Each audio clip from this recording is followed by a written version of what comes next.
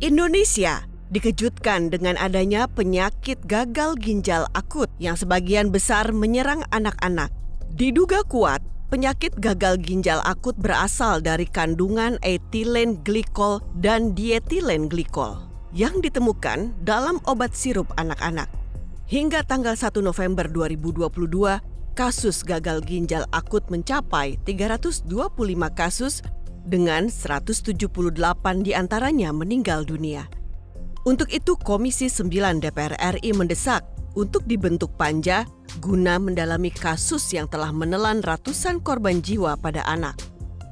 Anggota Komisi 9 DPR RI Weni Haryanto mengatakan, perlu perhatian khusus untuk mengatasi kasus gagal ginjal akut pada anak. Terlebih, Kementerian Kesehatan maupun BPOM telah mengakui jika ada kelalaian dan unsur kesengajaan.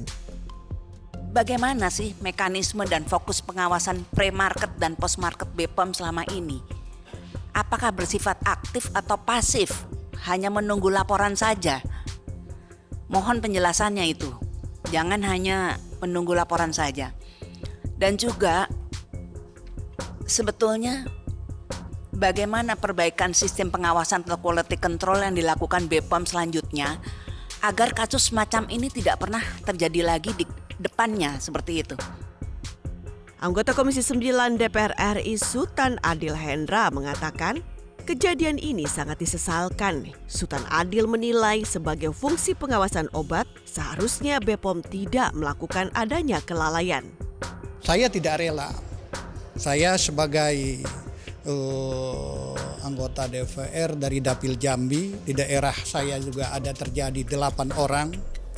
Ini obat yang dikonsumsi ataupun sirup tersebut semestinya pengawasan dan juga analisis yang dilakukan Bali POM itu harus memang betul-betul akurat baru bisa diedarkan.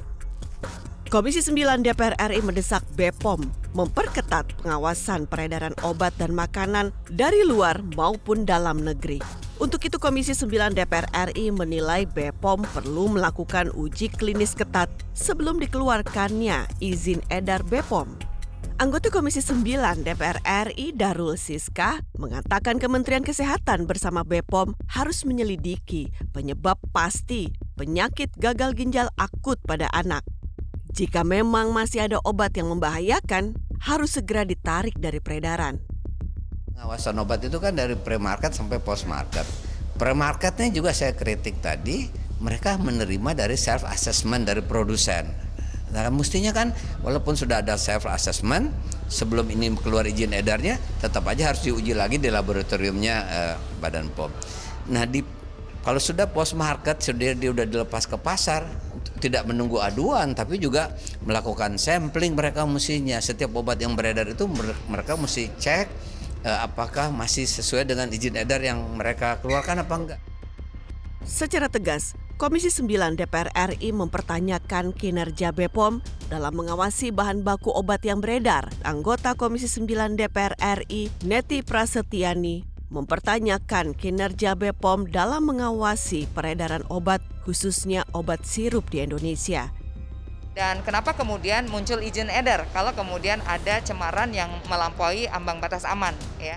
Anggota Komisi 9 DPR RI lainnya Elva Hartati juga mempertanyakan kinerja BPOM dalam mengawasi obat-obat yang beredar di Indonesia. Ia bahkan mendorong pembentukan panja untuk mengusut tuntas kasus gagal ginjal akut hingga ke akar-akarnya. Itulah kita membentuk panja. Di dalam panja nanti kita telusuri, itu baru ketahuan.